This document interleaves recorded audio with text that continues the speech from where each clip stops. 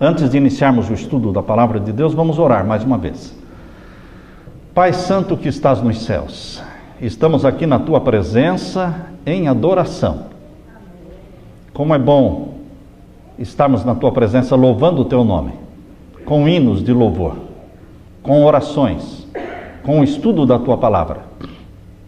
E agora invocamos a presença do Espírito Santo, que Ele seja derramado sobre nós, que venha a luz da Tua Palavra, luz celestial, para entendermos os planos Teus para a nossa vida, para fazermos da Tua vontade a nossa vontade, da Tua missão a nossa missão, dos Teus sonhos os nossos sonhos, esquecendo de nós mesmos e esquecendo o que ficou para trás, que vivamos na Tua presença o dia de hoje de uma forma preciosa, em comunhão contigo, buscando o batismo do Espírito Santo, a direção do Espírito Santo.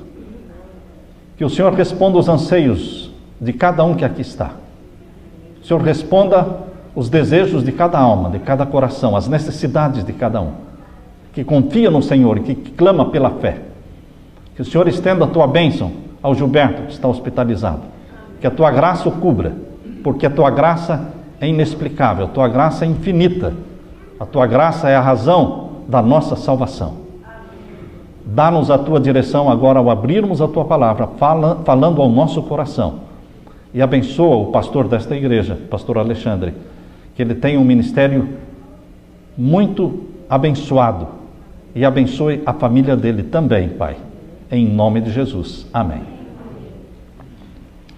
Abra sua Bíblia em Salmos 23. Salmos 23, vamos ler o verso 4. O título da mensagem de hoje é A Noite Escura da Alma. Será que você já teve uma noite escura? A noite escura da alma.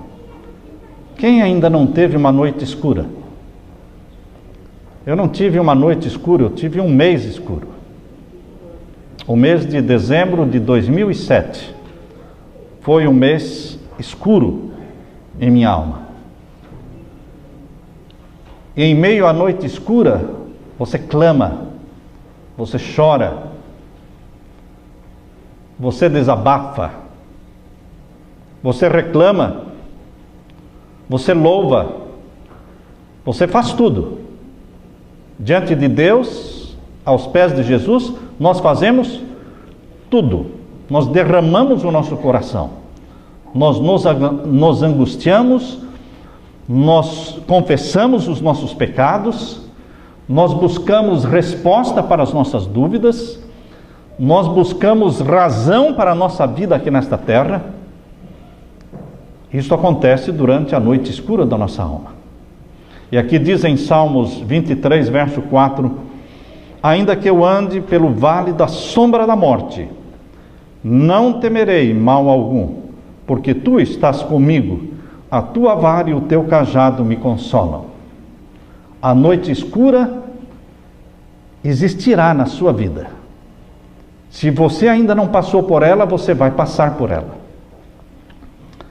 Lendo sobre os pássaros, nós descobrimos que, na plena luz do dia, ouvindo toda espécie de sons diferentes, melodias diferentes, o pássaro não consegue aprender a melodia que o seu mestre quer que ele aprenda.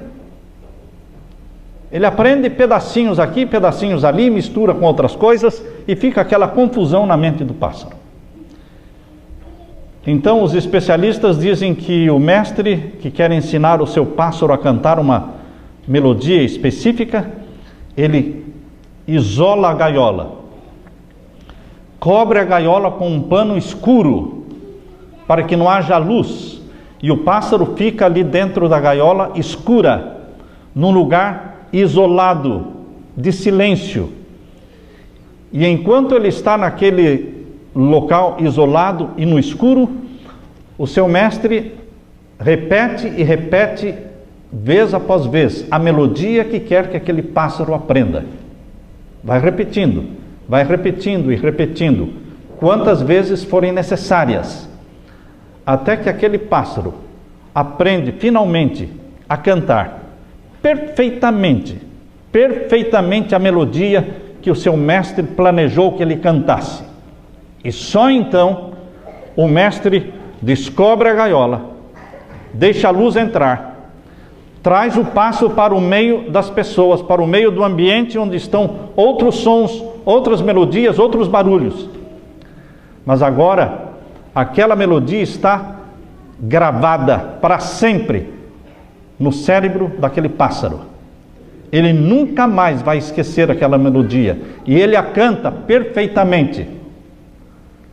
Eu estava lendo sobre o que eles fazem com o pássaro, e eu pensei naquilo que Deus faz comigo, aquilo que Deus faz com você. Deus nos leva para uma noite escura, Deus nos aprisiona, e Deus nos isola dos barulhos e das vozes, das atrações, da televisão, da internet, e Deus nos conserva no vale escuro. Muitos chamam este vale escuro de o vale da sombra da morte. Por isso que o salmista diz: ainda que eu ande pelo vale da sombra da morte. Porque Davi andou pelo vale da sombra da morte. Não foi um dia, nem uma semana, nem um mês. Por anos e anos seguidos, ele viveu como fugitivo de caverna em caverna. E o salmista, ele diz nos Salmos: eu sou como um pássaro solitário. Ninguém cuida de mim. Davi vivia de caverna em caverna, tendo o inimigo a persegui-lo, tentando tirar-lhe a vida. E pássaro aprende na noite escura. Os filhos de Deus aprendem na noite escura. Não tem, queridos irmãos, como aprender diferente. Jesus teve a sua noite escura. Jesus passou pelo vale da sombra e da morte. Eu quero que você leia em Filipenses capítulo 1, verso 21. Essa é a melodia que Jesus quer que você aprenda. E enquanto você não aprender esta melodia, ele vai continuar conduzindo os seus pés pelo vale escuro da sombra e da morte, até que esta música fique plenamente gravada na sua mente, e você consiga cantar esta música. E a letra desta música, para não ser difícil de aprender, é bem curtinha. Veja como Deus fez uma música com uma letra bem curta, a melodia que você tem que aprender durante a noite escura da alma. Filipenses 1, 21. Porque para mim o viver é Cristo, e o morrer é lucro. Paulo aprendeu esta música. Paulo aprendeu esta melodia. E durante todos os anos da vida de Paulo, ele continuou repetindo, dia e noite. Ele repetia: para mim o viver é Cristo. Diante de César, diante da condenação, diante dos seus acusadores, Paulo sempre estava repetindo: para mim o viver é Cristo, e o morrer é lucro. Se eu morrer hoje, eu lucro. Se eu morrer amanhã, eu lucro. E se eu viver, para mim a vida é Cristo. Para mim, dizia Paulo, a vida não é família, porque nem família ele tinha. Perdeu a família. A vida de Paulo não estava voltada para dinheiro, porque ele não tinha dinheiro. Não tinha status. Não tinha posições. Paulo não tinha nada. Paulo só tinha Jesus. Mas quem tem Jesus tem tudo. O que é que eu preciso mais além de Jesus? Jesus é o meu médico. Quando eu me aposentei, em julho do ano passado, 2013, aliás, já estamos em 2015, então em 2013, no mês de julho, aposentamos lá em Boston. Aquela apreensão, como é que vai ser? Aposentadoria mínima, não é? Mínima. Não vou falar porque senão vão pensar que eu estou pedindo dinheiro, né? de tão pouquinho que é, então não vou falar nada. Mas, queridos, eu perguntei e falei com a minha esposa, como é que vai ser? Nós vamos ter que aprender a viver pela fé.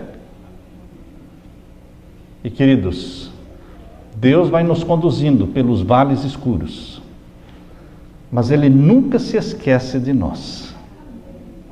Deus não tira a mão de sobre nós. Deus não tira os olhos que estão sobre você. Hoje mesmo de manhã, na minha adoração, eu cantei: Deus sabe, Deus vê e Deus ouve. Foi a primeira música que eu cantei hoje de manhã. Deus tudo sabe, tudo vê, tudo ouve. Nada escapa aos olhos de Deus. Nenhuma lágrima rola dos seus olhos sem que Jesus veja. Ele chora com você. Aquele que disse que nós temos que aprender a chorar com os que choram e se alegrar com os que se alegram, esse mesmo Jesus chora quando você chora e se alegra quando você se alegra. Esse é Jesus. Por que eu preciso de um outro Jesus? Por que eu estaria procurando um outro Deus? Ele é pão, Ele é água, Ele é casa. Ele me deu uma casa, Ele me deu um carro, Ele me dá o pão de cada dia, Ele me dá saúde. Com 63 anos, nunca bebi nenhum remédio, nada de medicina. Jesus tem sido meu médico, tem me dado a saúde. Jesus é o protetor da minha casa quando eu viajo. Não preciso gastar dinheiro com segurança, porque Ele é a segurança. Ele tem muitos anjos que Ele pode mandar para lá e cuidarem da minha casa. Queridos, é muito lucro ter Jesus. É muito lucro. Você não imagina. E a paz? E a paz interior? A paz de espírito? E o destemor que Ele coloca em você? Ele tira o medo. Ele elimina a palavra medo da sua boca. Eu estou com medo do que vai acontecer. Não existe mais a palavra medo no seu vocabulário, porque o amor de Deus expulsa o medo. Não é isso que diz lá em 1 João? O amor de Deus expulsa o medo. Quem teme a Deus não teme mais nada. É só o temor a Deus que prevalece na sua vida, meu irmão, e nada mais. Então Jesus quer que você e eu aprendamos esta melodia. Para mim o viver é Cristo, e o morrer é lucro. Depois que nós aprendemos, então Ele nos joga no meio da sociedade. Assim como o Espírito Santo fez com Jesus depois de ser batizado pelo Espírito Santo, ao sair das águas, o Espírito Santo desceu sobre ele em forma corpórea de uma pomba, e então diz em Mateus capítulo 4, verso 1, então o Espírito Santo o conduziu ao deserto para ser tentado pelo diabo. Depois que o Mestre Jesus nos ensina a cantar a melodia, para mim o viver é Cristo, o morrer é lucro. Então Ele nos joga na sociedade, nos joga lá fora, no meio da cova dos leões, diz, está aí alguém, um filho meu, remido e comprado pelo meu sangue, que aprendeu a melodia, para mim o viver é Cristo e o morrer é lucro. E nos tornamos intocáveis, nos tornamos invulneráveis, porque o anjo do Senhor se torna escudo de luz ao seu redor, guiados pelo Espírito Santo. Sabem, queridos, Deus enxerga as nossas imperfeições dentro de nós. E porque Ele nos ama e exige que cresçamos, Ele não nos permite ficar com as fraquezas, com os defeitos e imperfeições. Eu soube de uma igreja Celebration, uma igreja liberal nos princípios, que quando o pastor novo chegou, eles fizeram um louvor do jeito que, bem celebration, e vestidos de qualquer jeito, não eram roupas para adorar a Deus. Existem roupas específicas para entrar na igreja, na Basílica de São Pedro, irmãos. Existem roupas específicas, você não entra na Basílica de São Pedro de qualquer jeito. Quando eu fui visitar o Vaticano, eu estava andando pela Europa de calça jeans com meu companheiro, o pastor, e ele disse: Samuel, eu estou cansado, a minha calça jeans já está suja, vamos sair de bermuda hoje? E foi exatamente no dia que nós íamos visitar o Vaticano. Nós dois de bermuda. Deixaram entrar? Não, que não entra de bermuda. Ele ficou. Eu dei o meu jeito. Puxei minha bermuda lá no pé, né? Deixei a camisa por... Sabe como ando com essas bermudas aqui, com o bumbum de fora, não é? Puxei minha bermuda bem aqui embaixo, ela foi lá, puxei a meia aqui em cima e joguei a camisa, deixei a camisa solta e lá fui eu no meio da multidão, não é? E entrei para visitar. Ele ficou lá fora esperando, perdeu a oportunidade. Um dia em Roma, um dia para visitar o Vaticano e não pôde entrar. E ali fora tem calças, ali fora tem saias para as mulheres vestirem, porque não entra. Agora, para entrar na presença de Deus, as pessoas acham: Deus aceita qualquer coisa. Deus não aceita qualquer coisa, nunca aceitou, irmãos, qualquer coisa. Mas Deus aceita o melhor que eu faço. Deus também não aceita o melhor que você faz. Deus não aceita qualquer coisa e Deus não aceita o melhor que você faz. Deus aceita o que Ele pediu, ponto final. E Ele não negocia. Lembram-se de Caim? Caim ofereceu o pior ou o melhor que ele tinha? O melhor. Mas por que Deus não aceitou? Se era a melhor das intenções de Caim, o melhor dos frutos, e por que Deus não aceitou? Porque não era o que Deus pediu. Muitos estão enganados, pensando: eu estou fazendo o meu melhor, Deus vai aceitar. Não, não é o melhor, é o que Ele pediu. Ele é específico.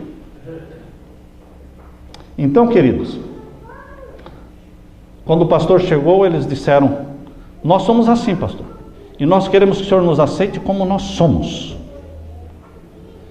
E esse meu amigo de ministério, ele é muito correto, ele é muito pelos princípios da palavra de Deus. Foi um choque. Não sei o que vai acontecer. A história ainda está para ser escrita. Mas, queridos, eles disseram: Deus nos aceita como estamos. É verdade, irmãos. Deus nos aceita como estamos. Essa é a primeira metade da história. Mas a segunda metade da história é que Deus não nos deixa como estamos. Aceitar como estamos? Tudo bem. Do jeito que você vier, Deus aceita qualquer um, do jeito que estiver. Mas Ele não nos deixa como estamos. É igual a esposa, não é? Esposa é assim também. Ela aceita você do jeito que você está, mas não vai deixar do jeito que você está. Ele vai mudar a sua camisa, vai mudar o seu penteado, vai mudar tudo. Mas você disse que me aceitava como eu estava. Lógico que eu aceitei. Quem disse que eu não aceitei você como estava? Mas eu não deixo você como está. É o que Deus faz. Ele sempre está tentando nos tornar parecidos com Jesus. Parecidos com Jesus.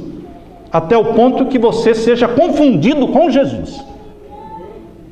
Porque para mim o viver é Cristo. E o morrer é lucro. Então, o amor de Deus não se agrada em nos deixar com as nossas fraquezas, não.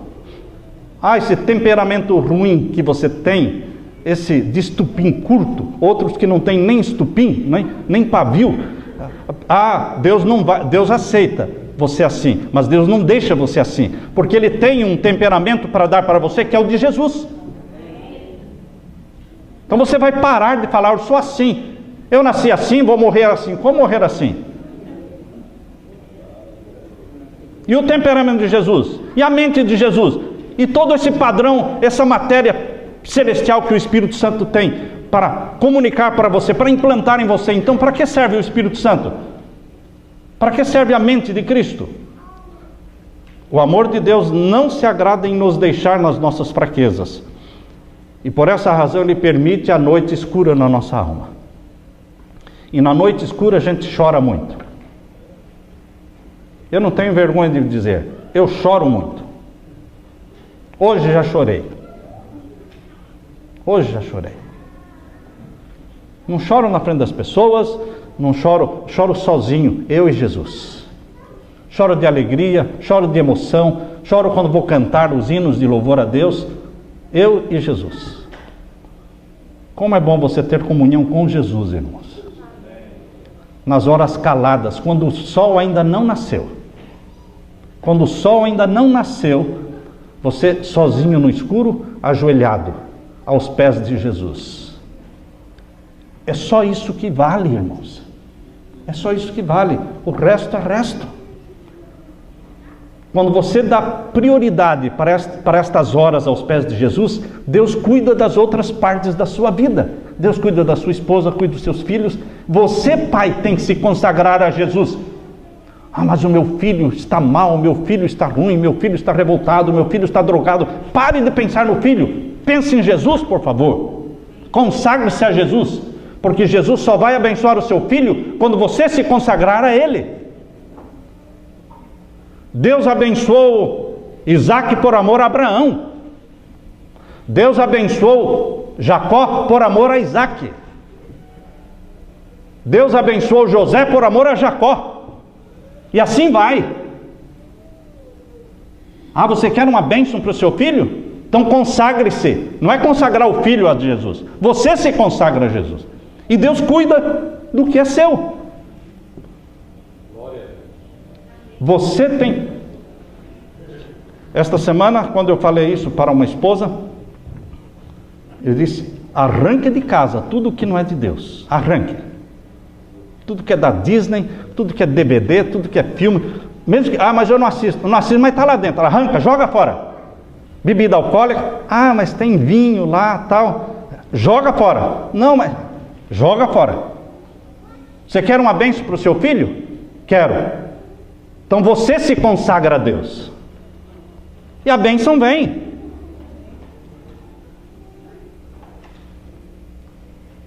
Deus permite a noite escura, quando Ele nos priva de todos os prazeres, permitindo momentos difíceis e uma escuridão interior. Quando você clama, você chora e você diz, por que, Senhor? Para que, Senhor? Desta forma, Deus consegue arrancar de dentro de nós todos os vícios e substituí-los por virtudes. Através da noite escura da alma, o orgulho se transforma em humildade, a avareza em simplicidade, a ira em felicidade, o luxo se torna paz, a glutonaria se torna moderação, a inveja se torna alegria e a indolência se transforma em força. Nunca nenhuma alma crescerá profundamente na vida espiritual, a menos que Deus trabalhe nela através da noite escura da alma. Foi assim com Jesus. Deus meu, por que me desamparaste? Noite escura, sentiu-se só, abandonado. Mas ele não estava só, mas ele se sentiu. É este o sentimento quando nós estamos atravessando a noite escura. Um dos melhores exemplos que a Bíblia nos dá, meus queridos, da maneira como Deus trabalha através da noite escura na alma, é a história do nosso querido profeta Elias. Aqui está um homem, Elias, que estava no pináculo do sucesso, todos os holofotes estavam voltados para ele, ele era o bam, ele era o profeta, que falava e a coisa acontecia. Ofereceu sacrifício e desceu fogo do céu, e ele matou 850, e não estou falando errado não é 400 nem 450, foram 850 profetas. 450 profetas de Baal, mais 400 profetas de Azera. Ele matou todos. Queridos, mas Elias, ele desceu do palco do sucesso, da fama, da vitória, e entrou num canal escuro do desespero e da solidão em um dia. Em um dia ele caiu do ponto mais alto de glória para o ponto mais baixo do desespero, ao ponto de pedir a morte. Quero a morte, Senhor. Não quero mais viver. Veja como o nosso emocional, ele é instável, irmãos.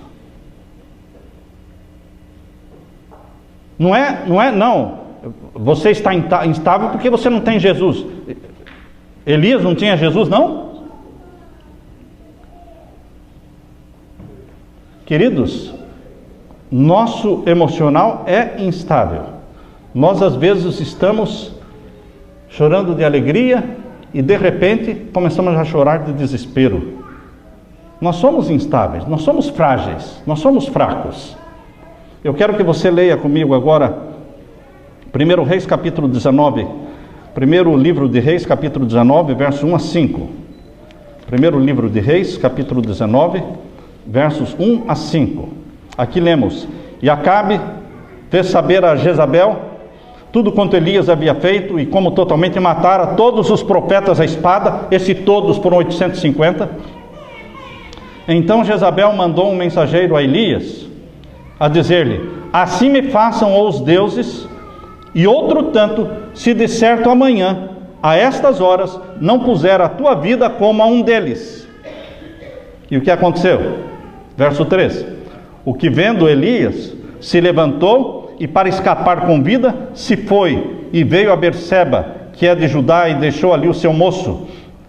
E ele se foi ao deserto, caminho de um dia, e veio e se assentou debaixo de um zimbro, e pediu em seu ânimo a morte, e disse: Já basta, ó Senhor, toma agora a minha vida, pois não sou melhor que os meus pais. E deitou-se e dormiu debaixo de um zimbro. E eis que um anjo o tocou. Ele disse: Levanta-te e come.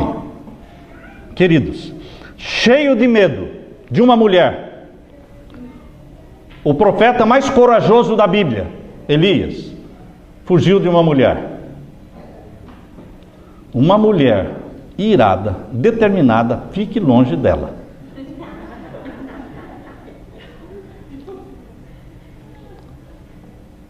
As mulheres, elas fazem coisas, quando elas estão com ódio, fazem coisas terríveis. Inventam histórias, mentiras. Eu conheço pessoas que estão na cadeia por mentira da mulher. Mentira. Elias correu 112 quilômetros até Berseba. E ali se abrigou debaixo de um arbusto quase sem folhas. E exausto, ele orou, dizendo: Basta, ó Senhor. Toma agora a minha vida, pois não sou melhor do que os meus pais. Elias pediu para morrer. Às vezes as pessoas se assustam quando alguém diz: Olha, eu estou pensando na morte. Eu penso na morte todos os dias. Todos os dias eu penso: para mim o viver é Cristo. E o morrer pode ser hoje. Pode ser hoje o dia da minha morte. Mas se eu morrer, o meu morrer é lucro. Há pessoas que não querem nem falar a palavra morte. Senhor, tem misericórdia de nós. Essa reação de Elias é muito comum. Primeiro que ele estava cansado, desanimado, sentindo-se fracassado, ele expressou um sentimento de autopiedade e autodestrutivo. Nunca subestime o cansaço. Há pessoas que trabalham dia e noite. Deus fez o ser humano para trabalhar 8 horas por dia. Se você trabalha mais do que 8 horas por dia, já está trabalhando demais. 8 horas por dia, com direito a um break para o almoço. Entendeu? 8 horas por dia com direito ao break para o almoço. Deus não fez a gente para trabalhar muito. O povo de Deus não trabalha muito. O povo de Deus não trabalha muito. Porque sexta-feira, depois do almoço, ele já parou. Porque Deus quer que seja assim. Deus não quer um povo cansado. Deus quer um povo descansado, sereno, tranquilo, sensível à voz de Deus, que não viva de correria, essa louca correria louca que o mundo tem. Então, queridos, o povo de Deus trabalha 8 horas por dia, dorme 8 horas por dia, e tem 8 horas por dia para ler a Bíblia, para passear com a família, para fazer exercício físico, para curtir a vida. 8 horas por dia, não é bastante, irmãos? Não é bastante? 8 horas por dia só para fazer culto com a família, para fazer o seu culto pessoal, para caminhar com a esposa, para ir andar aí na beira-mar. Deus quer qualidade de vida para o seu povo, mas o povo está correndo atrás de dinheiro, de fazer crescer a poupança, guardar mais, economizar mais, vegetar, comer mal, dormir mal, para guardar mais dinheiro. Para quê? Para o futuro. Mas você não tem o futuro, você só tem o dia de hoje, e você tem que viver o dia de hoje de forma plena, usando-o da forma como Deus quer que você use. E as pessoas fazem decisões erradas por causa do cansaço. Quem está cansado deve dormir e não fazer decisão nenhuma. Não tome decisões, não fale nada, fique quieto quando você está cansado, porque você está alterado. Você fala coisa e faz coisas que não faria e não falaria se estivesse descansado. À noite os problemas crescem. À noite, na escuridão, os problemas se agigantam. E depois, quando amanhece o dia, vem o sol, parece que sumiu. À noite, o mal tem mais poder para assustar, para complicar mais os relacionamentos. Tem que conversar, marido e mulher, tem que conversar, mas não é na hora de deitar na hora da cama, não. Não é ali que tem que conversar. Os dois cansados, os dois precisando dormir, e agora vão conversar, e vão até meia-noite, até 1h da manhã, e aí, agora vamos dormir. Agora eu não durmo. Como é que eu vou dormir? Depois de ter conversado um assunto desagradável, eu não durmo. A única solução é levantar e ler, fazer alguma coisa. Eu disse para a Leila, minha esposa, não venha conversar nada de desagradável comigo na hora de eu dormir, porque aí eu não durmo. Se eu deito e digo, boa noite, querida, durma bem, eu não ouço a resposta, pronto. Ah, Senhor. Não, eu estou bem. Não, não está bem, você não respondeu. Então, eu já perdi o sono, pronto. Eu já vou levantar, vou ler. E aí, queridos, nós temos que ter tempo para conversar antes. Deus deu 8 horas para trabalhar, né, irmãos? 8 horas para dormir. Dormir cedo para levantar cedo. E 8 horas para todas as atividades esportivas, espirituais, familiares. Mas as pessoas trabalham demais. E depois ficam estafados, estressados. E entram em depressão. Porque a pessoa estressada, sem dormir, comendo mal, dormindo mal, ela vai entrar em depressão. O organismo dele está depauperado. O organismo dele está minado, a saúde está minada. A imunidade dele está zero. Este não é o plano de Deus. O plano de Deus é que você trabalhe 8 horas, descanse 8 horas e use 8 horas para as coisas espirituais e familiares e físicas, cuidar da saúde. Nesses momentos de depressão, aí não encontramos prazer em nada. Quando a pessoa entra em depressão, quando a pessoa entra nessa estafa, nesse estresse, ele não encontra mais prazer nem em Deus, irmãos. Aí piorou tudo. Não tem mais prazer em ler Bíblia. Eu conheço a história de um homem chamado J.N. Andrews. Eu não sei se vocês já ouviram falar de J.N. Andrews. Ele foi o primeiro missionário adventista na Europa. Ele foi um homem que conhecia a Bíblia, o Novo Testamento inteiro ele sabia decor.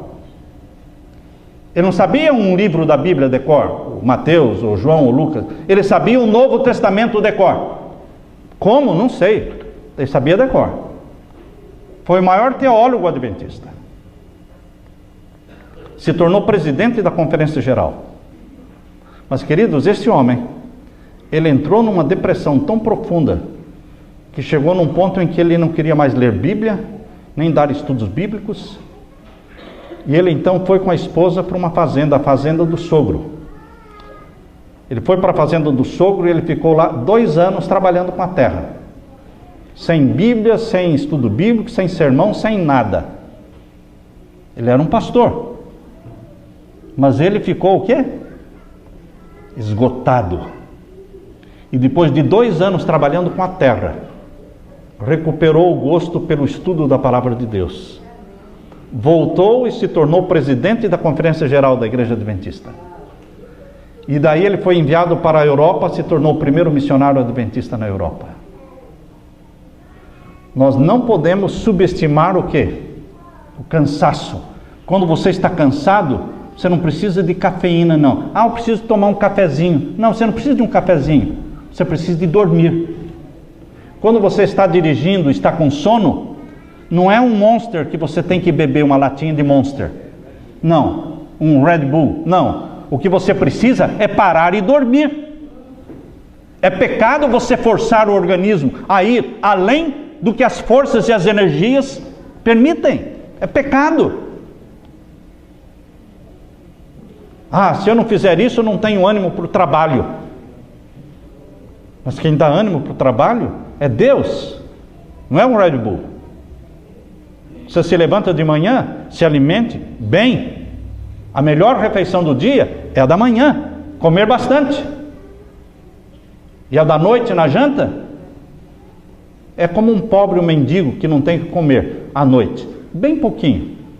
Uma torradinha, uma banana, uma frutinha, só. Para ir dormir com o estômago vazio. Porque você não vai dormir com o estômago cheio. Você não enche o tanque do carro para guardar na garagem, irmãos. Você enche o tanque do carro para sair viajar. Agora você vai pôr o carro na garagem, vai encher o tanque para quê? Para que encher a barriga na hora de dormir? É só para criar celulite e gordura e engordar. Queridos, não subestimem o cansaço, porque o cansaço é traiçoeiro. Na hora do cansaço, Elias pediu a morte. Na hora do cansaço, J.N. Andrews não queria nem orar, nem ler Bíblia. Às vezes a pessoa está esgotada, estressada, e você tem que ler a Bíblia. Não, irmão, a pessoa esgotada, estressada, não quer ler Bíblia. Quando eu tenho que preparar um sermão, a primeira coisa que eu faço é dormir. Se eu estou cansado, sonolento, como é que eu vou preparar um sermão? Deus fala através do cérebro. Ele tem que estar desperto. Nosso Pai Celestial quer que nós respeitemos a fadiga. Não devemos subestimá-la. Costumamos sobrecarregar o corpo, não dando chance ao corpo de se recuperar. Comemos mal. A comida aqui, boa, é cara. Comprar coisas no Whole Foods é caro, mas tem qualidade. Não procure o que é mais barato. Procure o que é orgânico. Procure o que é integral. Procure o que é melhor. Ah, mas desse jeito não vai dar para guardar dinheiro. Você não está na terra para guardar dinheiro, meu irmão. Você está na terra para cuidar do corpo, que é o templo do Espírito Santo? Você está na terra como um passaporte para o céu? Você está preparando os seus filhos para o céu, não é para a terra. E como é que você prepara os filhos para o céu? Dando de comer aquilo que o céu nos deu para comer. O que o céu deu para Adão e Eva comerem no jardim do Éden. Você tem que dar para os seus filhos. Não é encher a sua casa de sodas, de Coca-Cola, de refrigerantes, de doces. Não, irmãos. Isso tem que sumir da nossa casa, sumir das nossas prateleiras. E colocar os filhos para dormirem cedo. Marido e mulher precisam de tempo para conversar. Que horas? Das 7 horas da noite em diante. Das 7 às 10, 3 horas para bater papo. E os filhos? Dormindo? 7 horas? Sim, senhor. Bota as crianças para dormir às 7. Ah, mas não estou com sono. Mas fica deitadinho aí. Mas não vou dormir. Não é obrigado a dormir, mas fica aí deitadinho. É o tempo do alívio para o pai e para a mãe terem para eles. Dormir cedo e acordar cedo. Vince Lombard disse: a fadiga faz-nos a todos covardes. O que nos faz covardes? A fadiga. Não subestime a fadiga. Quanta verdade existe nesse pensamento? Quando estamos cansados, perdemos a concentração. Caímos no estado de autocondenação e apatia. Nós começamos a dizer coisas que nunca diríamos se estivéssemos bem. Além das 8 horas de descanso diariamente, e de 8 horas de lazer e de espiritualidade e de família, além dessas 16 horas gostosas, que é dormir e curtir Deus, curtir a família, são 16 horas por dia. Além disso, nós temos 24 horas de pleno descanso. Não precisa cozinhar nada durante 24 horas, não precisa assar nada durante 24 horas, não precisa limpar a casa durante 24 horas, não precisa arrumar a cama durante 24 horas, não precisa lavar a louça durante 24 horas. Você pode dormir o que você quiser, assiste o culto de manhã, sexta-noite você está livre, não tem televisão, não tem nada. 24 horas sagradas ao Senhor, que são as santas horas do sábado. Ah, mas tem muita comissão. Pastor Alexandre, não é? Um conselho de quem já aposentou. Deixe comissão para outro dia. Não tem que ser sábado. Não tem que ser sábado. Essa história de que tem que ser sábado, não. O que pode é conveniente, mas não é prudente. Porque vamos falar de disciplinas, vamos falar de problemas, vamos falar de comprar, de vender, de pagar, de receber, de excluir. Estraga o sábado. E os pais ficam presos dentro de uma sala e as crianças correndo como se não tivessem paz. Privando a família dos pais, da presença dos pais. Então, o sábado são 24 horas de prazer espiritual, convívio familiar, convívio na igreja, patlak, almoçar junto, conversar, fortalecer os laços sociais da amizade. Um pastor amigo confessou para mim, ele não é pastor mais, ele tinha sérios problemas sexuais. E ele dizia assim para mim: pastor, quando ele falou comigo, ele tinha seus 28 anos de idade. Eu me sinto muito fraco e cada vez mais fraco para resistir às tentações à medida que as horas vão avançando. 10, 11 da noite, meia-noite. Quanto mais avança, mais fraco, mais frágil me torno. É verdade, irmãos.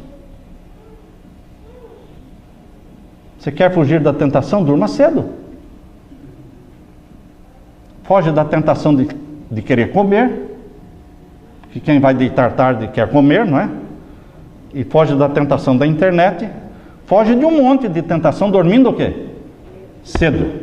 E acordando cedo, com os passarinhos. O relato bíblico nos revela que o Pai Celestial quer que você durma. Abra a Bíblia agora em 1 Reis 19, versos 5 e 6. 19, 1 Reis 5 e 6. Diz assim: deitou-se e dormiu debaixo de um zimbro. Um profeta dormindo. Parece que quando as pessoas se aproximam da gente e a gente está dormindo, a gente se sente envergonhado, né? Quando eu era pastor de igreja e chegava algum membro na minha casa, a minha esposa dizia: eles estão aí e eu não quero que eles vejam que você esteja dormindo. Eu falei: bom, tem hora para trabalhar e tem hora para dormir. Ora, não é vergonha dormir não, irmãos. É vergonha dormir o dia todo, tá certo? Mas você tem que dormir cedo, acordar cedo. E quem dorme cedo e acorda cedo, quando chega lá pelas 10 da manhã, já está com sono de novo, né? Porque acordou 4:30 da manhã, já vai dar sono. Depois do almoço, tira uma soneca. Eu deixo a minha esposa entrar no mall, nos shoppings, e fico no carro e tiro a minha soneca. Queridos, nós temos que cuidar do nosso corpo. E vejam aqui, Elias dormiu, e um anjo o acordou, ele disse: levanta-te e come. E olhou, verso 6, e eis que à sua cabeceira estava um pão cozido. O cozido não é o que está no original.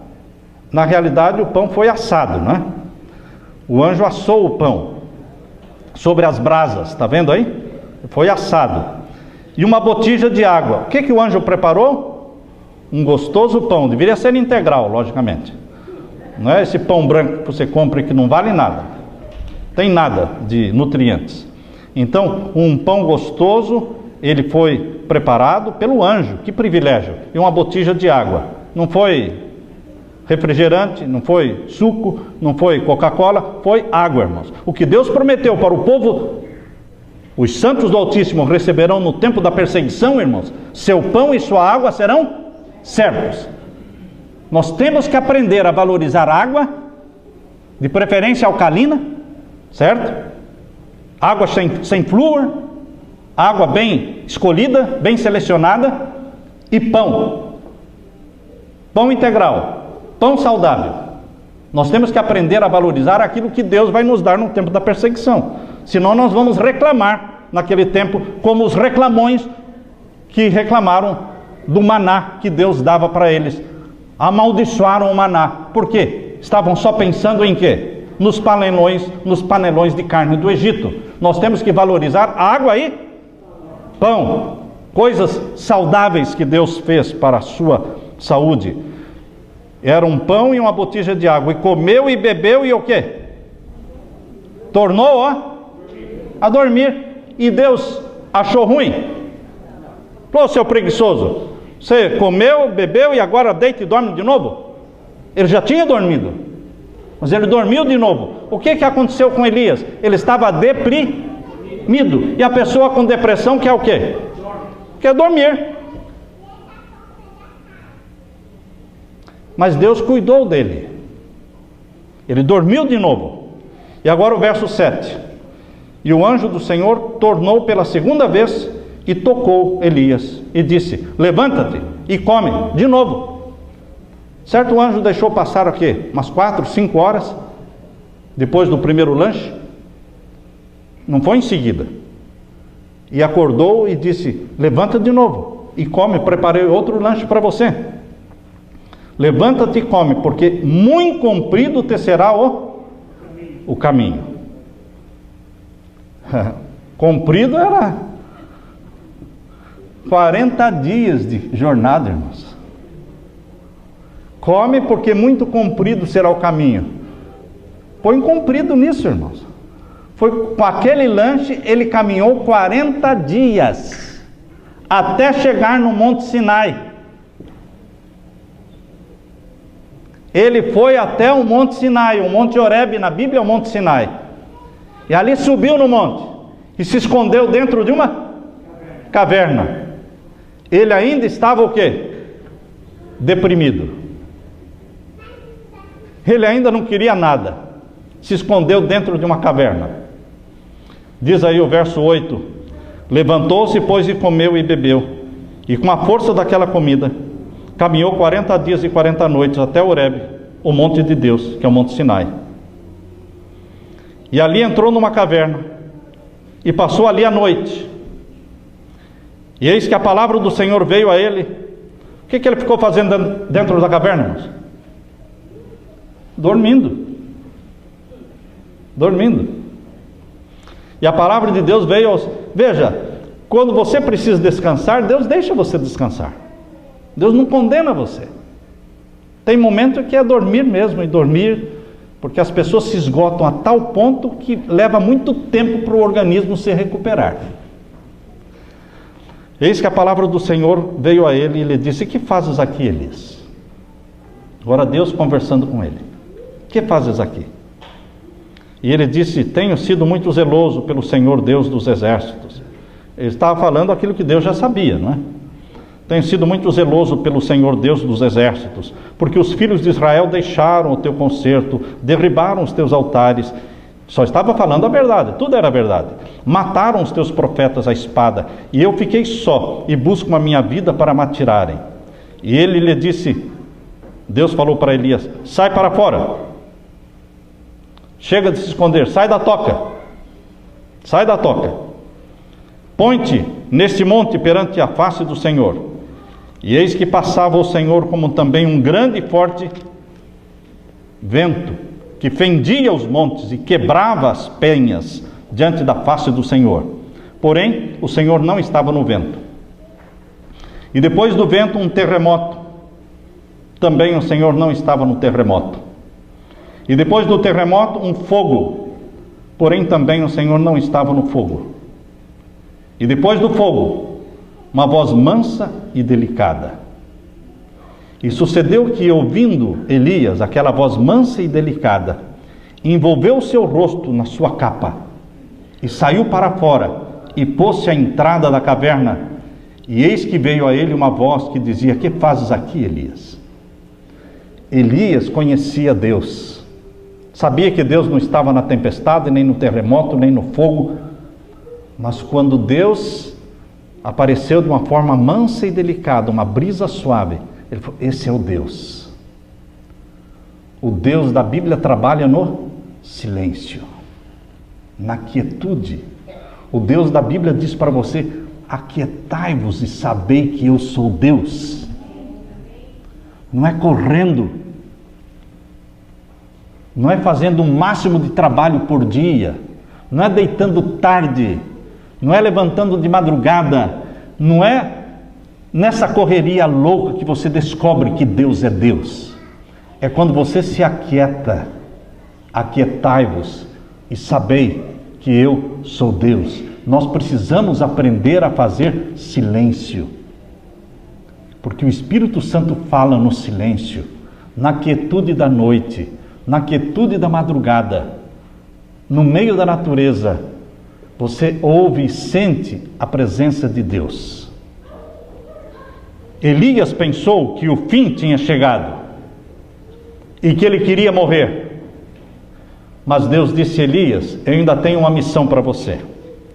Quando você pensa que todas as coisas acabaram e que não tem mais solução nenhuma, Deus quer lembrar você de que existe uma missão ainda para você. Talvez a principal missão sua ainda está por vir. Quando você pensa que está na hora de pendurar a chuteira, quando você pensa que você não serve para mais nada, Deus está dizendo: a maior missão, o maior trabalho que eu tenho para você está por vir ainda.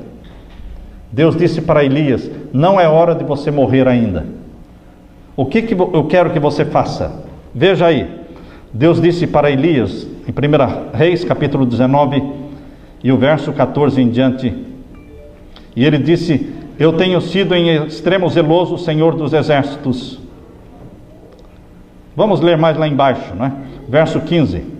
O Senhor disse para Elias: vai e volta pelo caminho para o deserto de Damasco. Vem e unge a Hazael rei sobre a Síria. Também a Jeú, filho de Ninzi, ungirás rei de Israel. E também a Eliseu, filho de Safate, de Abel, Meolá, ungirás profeta em teu lugar.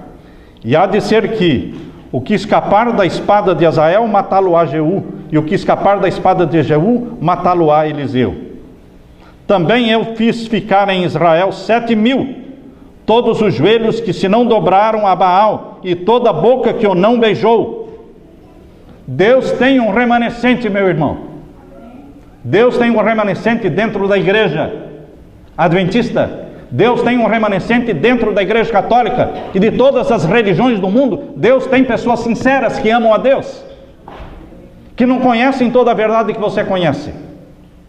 Mas a igreja adventista, a igreja remanescente, tem um remanescente dentro dela. Não é toda ela o remanescente, porque muitos são mornos, e porque são mornos serão vomitados. Mas Deus tem um remanescente dentro da igreja. Não se satisfaça só em ser adventista do sétimo dia. Satisfaça-se sim em ser remanescente dentro da igreja remanescente. Busque o batismo do Espírito Santo diariamente. Viva da forma como Deus quer que você viva. Durma as horas que Deus quer que você durma. Trabalhe as horas que Deus quer que você trabalhe. Coma somente aquilo que Deus quer que você coma. Aquilo que Ele criou para você comer, e não aquilo que as indústrias produzem para você. Faça do seu corpo o templo do Espírito Santo. Busque o batismo do Espírito Santo, porque Deus tem uma obra para você fazer. Quando Elias pensava que era o fim, era o começo de uma nova jornada. Era o começo de uma nova aventura de fé. Porque dali ele saiu, ungiu os reis, escolheu o profeta Eliseu e foi arrebatado ao céu numa carruagem de fogo. Que glória! Ser arrebatado numa carruagem de fogo. Deus tem algo maravilhoso para você, meu irmão. Quando você pensa que está tudo perdido, não está tudo perdido. Deus tem uma obra para você realizar. Quando Jesus disse: Deus meu, por que me desamparaste? Se sentiu abandonado e sozinho no mundo. O Pai nunca estivera mais perto do Filho do que ali. As trevas que envolviam o Monte do Calvário, as trevas que envolviam a cruz de Cristo, escondiam a presença do Pai. O Pai estava junto da cruz, só não podia falar, porque agradou ao Pai dar o Filho para morrer pelos pecadores. Mas o Pai não abandonou o Filho. Deus não abandona você, meu irmão. Mesmo que chegue em momentos em que você diga: Deus meu, onde estás? Sumiste da minha vida? Me abandonaste? Não, Deus não abandona. Clame e creia que Ele está justo aí, ao seu lado, a uma curta distância de uma curta oração. Você orou e Ele está aí, justo ao seu lado, disposto a enxugar as suas lágrimas. E só Ele pode enxugar as lágrimas, porque muitas vezes nós só temos coragem de chorar na presença dEle, não na presença dos outros. Mas na presença dEle a gente chora, e Ele enxuga as lágrimas, e você se levanta confortado. Quando J.E. Andrews pensou que era o fim da sua vida, Deus deixou-o dormir e descansar, e depois o despertou para uma nova aventura, tornando-se presidente da Conferência Geral e o primeiro missionário adventista na Europa. A hora mais escura da sua vida pode ser simplesmente os prenúncios do raiar de um novo dia. Vocês já ouviram falar que a hora mais escura da noite não é meia-noite, 1 da manhã, 2 da manhã?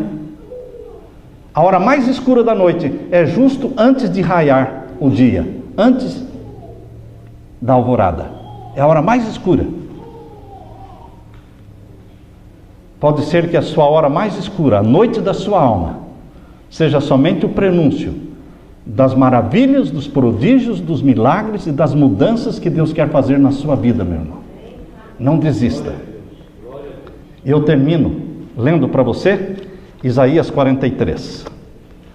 Isaías 43, os versos 1 e 2. Deus está falando para você, meu irmão. Mas agora sim diz o Senhor, que te criou, ó Jacó, e que te formou, ó Israel. Não temas. O amor de Deus expulsa o medo. Não temas, porque eu te remi, chamei-te pelo teu nome. Tu és meu. Quando passares pelas águas, estarei contigo. Quando pelos rios, eles não te submergirão. Quando passares pelo fogo, não te queimarás, nem a chama arderá em ti. Porque eu sou o Senhor teu Deus, o Santo de Israel, o teu Salvador. É um privilégio ter Deus, o Santo de Israel, como nosso Deus, nosso Salvador. Adore, curta a presença e adoração do Santo de Israel todas as madrugadas, todas as manhãs, antes do sol nascer. Levante-se, cante 5, 10, 15, 20, 30 minutos de louvor a Deus. Derrame o coração diante dele. Busque o poder do Espírito Santo para viver aquele dia na presença de Deus, uma vida plena em comunhão com Jesus. Cumpra com a missão que Deus tem para a sua vida, meu irmão. Levanta-te, saia da caverna, porque Deus tem uma obra para você fazer. Que o amor de Deus e que o brilho de Jesus brilhe na sua vida. Amém, irmãos? Que a graça do nosso Senhor Jesus esteja com você. Amém, irmãos?